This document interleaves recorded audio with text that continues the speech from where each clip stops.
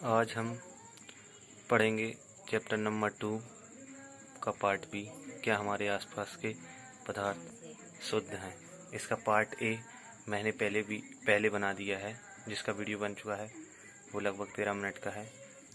उसमें बिल्कुल निचोड़ है इस अध्याय का, एक पूरा निचोड़, और उसके अच्छे नोट्स। खराब है, अगर आपको ऐसा लगे तो आप कमेंट में उसको देख के जो भी दिक्कत हो मेरे को भेज सकते हैं, कमेंट्स के द्वारा भेज सकते हैं। आज हम पढ़ेंगे पार्ट बी चैप्टर नंबर 2 का। ये बिल्कुल निचोड़ है। अगर आप इनसे पढ़ लेंगे या इस वीडियो को सुन लेंगे तो आपको बिल्कुल चैप्टर आसानी से समझ में आ जाएगा। अब हम शुरू करते हैं। पदार्थ को उनके रासायनिक संगठन के आधार पर तत्वों या यौगिकों में वर्गीकृत किया जा सकता है।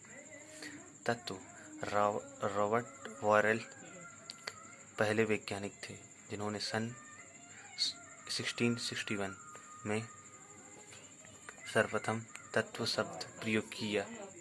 एंटोनी लॉरेंट लवाइजिए के अनुसार तत्व पदार्थ का वह मूल रूप है जिसे रासायनिक प्रतिक्रिया द्वारा अन्य सरल पदार्थ में विभाजित नहीं किया जा सकता है। अब पढ़ेंगे हम तत्व के प्रकार। तत्व को साधारणतः धातु, अधातु तथा उपधातु में वर्गीकृत किया जा सकता है। धातुओं के गुण धर्म ये चमकीली होती हैं। जो हमारे पास धातुएं दिखती हैं, जैसे कि हम कह सकते हैं लोहा, सोना, चांदी, वो चमकती हैं। हम उसे देखते हैं, सोना चमकता है, चमकीली होती हैं। ये ताप तथा विद्युत की सुचालक होती हैं। लोहे से करंट पास हो सकता है और वो गर्म हो सकता है। ये तुन्य होती हैं और इनको तार के रूप में खींचा जा सकता है। वायर के फॉर्म में बना सकते हैं, जैसे कि कॉपर के वायर देखे होंगे आपने, एल्यूमिनियम के वायर देखे होंगे। वो धातु उनको वायर के रूप में बना सकते हैं। अधातुवर्य होती हैं। इनको पीटकर महीन चादरों में ढाला जा सकता है। ये अधातुवर्य डक्टिलिटी कहलाती इंग्लिश में। इसका मतलब यह है कि हम जैसे लोहा को हम पीटकर चपटी प्लेटों की तरह कर सकते हैं। हम धातु को पीट सकते हैं। लोहा हुआ, कॉपर हुआ, इन सबको हम पीट सकते हैं और चपटी प्लेटों में बना कर ये प्रतिध्वनिपूर्ण होती हैं। प्रतिध्वनिपूर्ण मतलब कि इनको ठोकने पे, अगर कोई बर्तन है लोहे या कॉपर या किसी का भी, हम उनको ठोकेंगे तो उससे ध्वनि निकलेगी। सोना, चांदी, तांबा, लोहा, सोडियम इत्यादि, पोटेशियम इत्यादि धातु हैं। पारा धातु होते हुए भी कमरे के तापमान पर द्रव होता है। कमरे का तापमान मतलब कि रूम टेम्परेचर, आसानी से समझने के लिए लिक्विड मतलब कि लिक्विड स्टेट में होता है। अधातु के गुणधर्म ये विभिन्न रंगों की होती हैं।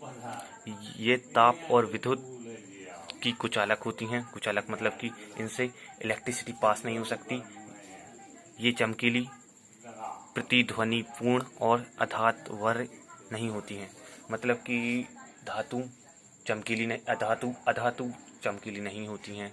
उन्हें ठोकने पे, जैसे गैस का धातु है, उसको ठोक थोड़ी सकते हैं। अगर उसको ठोकने पे आवाज़ थोड़ी आएगी, और उनको ना वो हमको चमकीली नज़र आती हैं और ना उनमें अधातुवर्य। उदाहरण के लिए हाइड्रोजन, ऑक्सीजन, आयोडीन, कार्बन, कोलकोक, ब्रोमीन, क्लोरीन इत्यादि।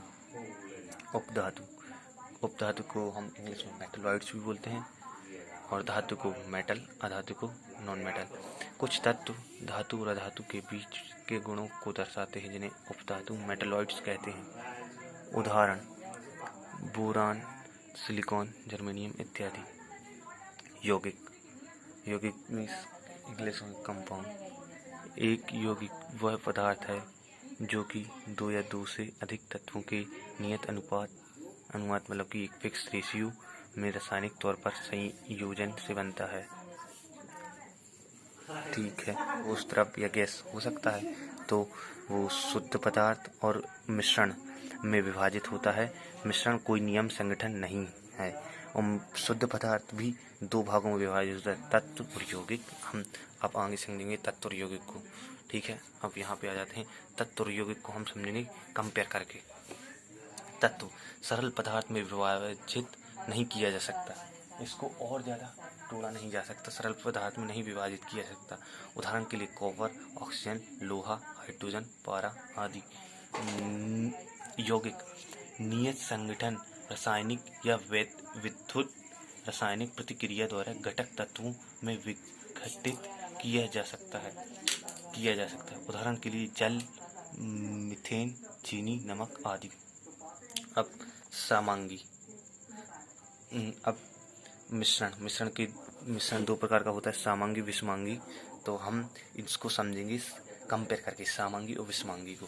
सामग्री समान संगठन, विषमग्री असमान संगठन। उदाहरण के लिए जल में चीनी, जल में नमक, कार्बन डाइसल्फाइड में सल्फर, जल तथा अल्कोहल आदि। इसका उदाहरण के लिए बालू तथा नमक, चीनी तथा नमक, लकड़ी, रक्त, तेल में जल आदि। अब हम समझेंगे मिश्रण और यौगिक में यौगिक को हम कंपेयर करेंगे। तत्व या यौगिक केवल मिश्रण बनाने के लिए मिलते हैं, किंतु किसी नए यौगिक का निर्माण नहीं करते हैं। तत्व और यौगिकों से मिश्रण बनता है। तत्व क्रिया करके नए यौगिक का निर्माण करते हैं। नए पदार्थ का संगठन सदैव स्थायी होता है, मिश्रण का संगठन परिवर्तन होता है। तीसरा पॉइंट,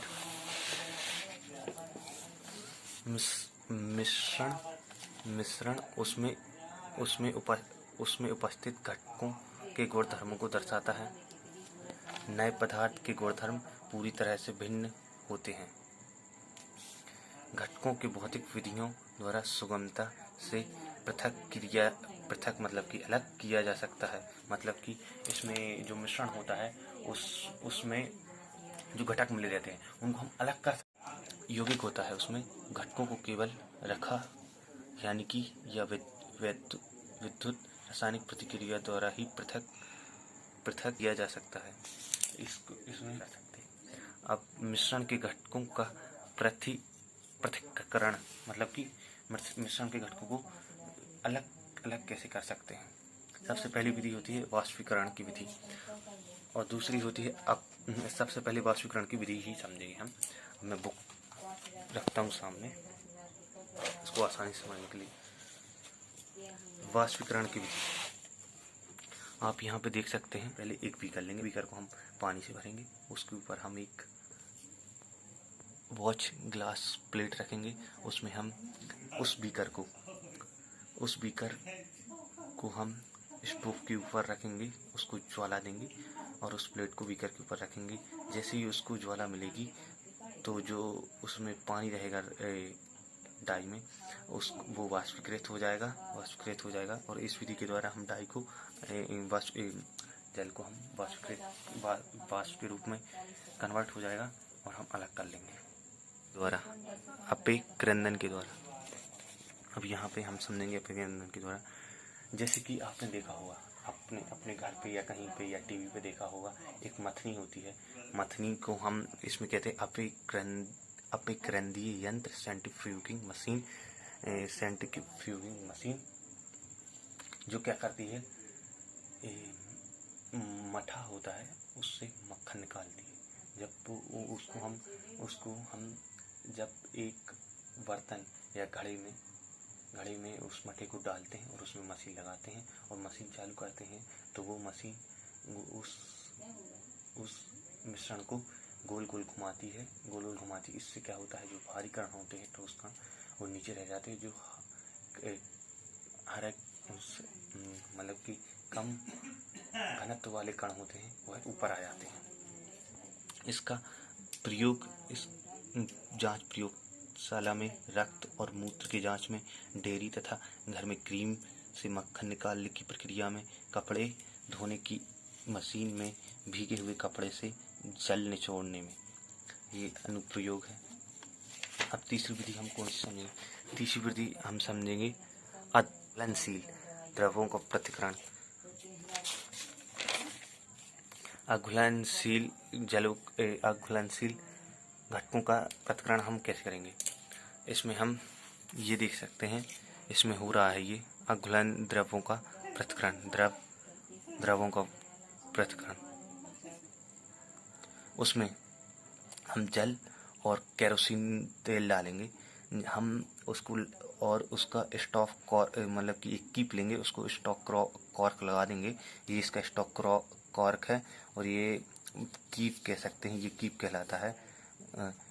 तो जब हम उसमें जल और केरोसिन ऑयल डालेंगे तो वो अपने घनत्व के आधार पे जम जाए, घनत्व के आधार पे ऊपर नीचे हो जाएंगे और एक परत निर्मित कर देंगे। और फिर इससे हम क्या करेंगे, स्टॉक कॉर्क को खोल के, इसमें हमने देखा है कि केरोसिन ऑयल का कम घनत्व होता है तो वो ऊपर आ जाता है और जल का ज़्यादा घनत्व होता है तो वो नीचे रह जाता है। तो हम इस कॉर्क को खोल के ये जल निकाल देंगे और केरोसिन ऑयल ऊपर रहेगा। इससे दोनों घटक को हम पृथक्करण मतलब अलग कर सकते हैं। इसका अनुप्रयोग तेल तथा जल के अघुलनशील मिश्रण को पृथक करने में, धातु शोधन के दौरान लोहे को पृथक करने में। इस विधि के द्वारा हल्के स्लैग धातु मूल को ऊपर से हटा लिया जाता है तथा भट्टी को निचली सतह से पिघला हुआ लोहा शेष रह जाता है। अब तीसरी नहीं, अब हम चौथी विधि ऊर्ध्वपातन की प्रक्रिया में हम क्या करेंगे कि एक बीकर में हम क्या लेंगे कि 2 घटक का मिश्रण, नमक तथा कपूर का, उसको हमको नमक और कपूर को अलग अलग करना है। तो उसमें हम एक प्लेट मतलब प्याली, जैसे हम प्याली कहते हैं, उस प्लेट में हम नमक और कपूर का मिश्रण लेंगे और फिर नीचे से स्टोव से हम उसको गर्म करेंगे और यहाँ पे लगा देंगे रुई का प्लग, एक रुई का टुकड़ा, और उसको जब हम ज्वाला देंगे तो क्या हो जाएगा, इससे कपूर वाष्प के रूप में निकल जाएगा और ऊर्ध्वपातन की विधि द्वारा ठोस से सीधे वाष्प में परिवर्तित हो जाएगा और वो दोनों अलग अलग हो जाएंगे। इससे और हम नमक को फिर निकाल लेंगे। अब विधि है क्रोमैटोग्राफी द्वारा। इसमें हम छानक पत्रक लेंगे, उस 3 सेंटीमीटर का, इसमें यह क्रियाकलाप दिखाया गया। उसमें हम एक पेंसिल से खींची रेखा, मतलब कि एक पेंसिल की रंगीच खींचेंगे और उसमें हम पेन से डॉट करेंगे और उसको सुखा लेंगे। यहाँ पे दिखाया गया है कि स्याही का निशान करेंगे और उसको सुखा लेंगे। सुखाने के बाद हम उसको एक बीकर में या प्याली में उसको डालेंगे और उसके अंदर जल भर देंगे।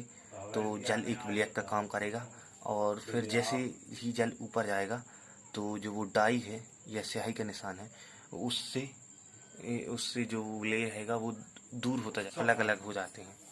और इसका हम यहाँ पे दिया गया है, इसको हम समझते हैं। मिश्रण से घटकों को पृथक करने की इस विधि को क्रोमैटोग्राफी कहते हैं, जो ग्रीक के क्रोमा का अर्थ रंग होता है। इस विधि से सबसे पहले रंग को पृथक मतलब अलग करने में प्रयोग किया जाता है, इसलिए इसका नाम क्रोमैटोग्राफी पड़ा।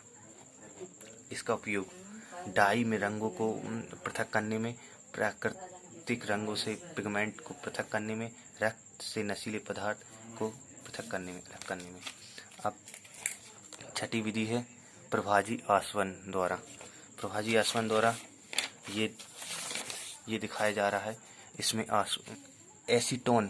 एसीटोन और जल का एक मिश्रण लेंगे और एसीटोन और जल का मिश्रण लेके हम एक बीकर में, फ्लास्क में डाल देंगे और फिर उसको ज्वाला देंगे। तो इससे क्या होगा कि जो एसीटोन रहेगा वो, और इसके ऊपर हम यहाँ पे थर्मामीटर लगा देंगे। ये दिखाई दे रहा है, ये कॉर्क दिखाई दे रहा है और ये शीतल जल निवेश होने के लिए, और ये जल संघनक है, ये जल निग्रत है, ये क्लैंप है जिससे वो लटके हुए हैं। तो जैसे हम यहाँ से ये दिखाई दे रहा है ज्वाला दी जा रही है, ये ज्वाला देंगे तो जो एसीटोन होगा विकृत होकर और द्रव्य के फॉर्म में शुद्ध द्रव्य के घटक के रूप में एक इकट्ठा हो जाएगा, निकल आएगा और जो जल रहेगा सिर्फ वहाँ पे ऊपर रह जाएगा। अब यहाँ पे वायु से गैस को कैसे प्राप्त कर सकते हैं, अब इसमें हम देखेंगे कि यदि हम वायु से ऑक्सीजन गैस को प्राप्त करना चाहते हैं तो हमें वायु में उपस्थित दूसरी गैसों को पृथक करना होगा। द्रव वायु प्राप्त करने के लिए हमें वायु पर दाब बढ़ाया जाता है। सबसे पहले यहीं से हम इसमें क्या बढ़ाया जाता है और फिर ताप को घटाकर उसे ठंडा कर संपीड़ित किया जाता है और इस द्रवित गैस को प्रभावी आसवन द्वारा स्तंभ धीरे धीरे गर्म किया जाता है, जहां सभी गैस विभिन्न ऊंचाइयों पर अपने क्वथनांक के अनुसार पृथक हो जाती हैं।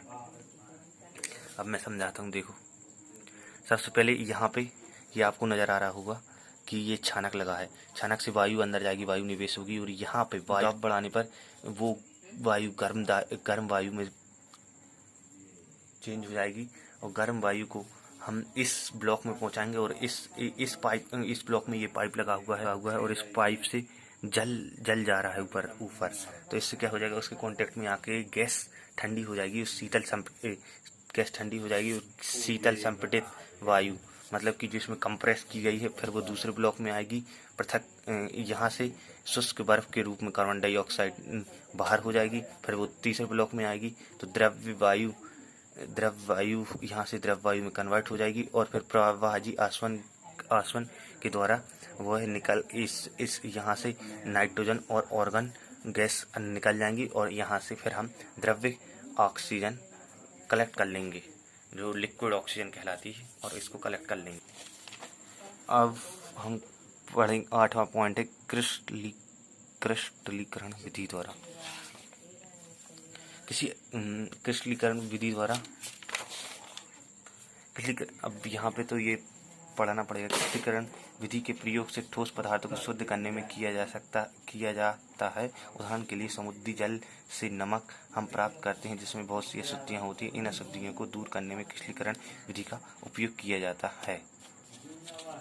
ठीक है, ये क्रिस्टलीकरण का विधि का उपयोग इसमें होता है। और फिर एक और होता है कि यहाँ पे ये दर्शाया गया है कि जलघर में जल शुद्धि निकाय कैसा होता है। जल शुद्धि कैसी होती है जलघर में? तो सबसे पहले जल भंडार से जल आता है और ठोस पदार्थ को नीचे बैठने के लिए इसमें एक तलहट टैंक लगा हुआ है। यहाँ से पानी इस टैंकर में जाता है, फिर दूसरे टैंकर में जाता है पाइप के द्वारा, फिर बाहर यहाँ पे टैंक लोडिंग होती है, फिर और आगे जाता है। तो इसमें क्या होता है कि जो जितना बहुत ज़्यादा, ये एक छानक टैंक है और यहाँ पे जल रहता है और जो पत्थर रहते हैं वो नीचे जमते जाते हैं। जो बड़े कण वाले हैं वो नीचे, फिर छोटे कण वाले उनके ऊपर। फिर यहाँ से जो पानी निकाल के सिर्फ एक तीसरे ब्लॉक में जाता है और इसमें बैक्टीरिया मारने के लिए क्लोरीन डाला जाता है, फिर घरों के लिए जल जाता है। ठीक है, थैंक यू मेरे वीडियो को देखने के लिए।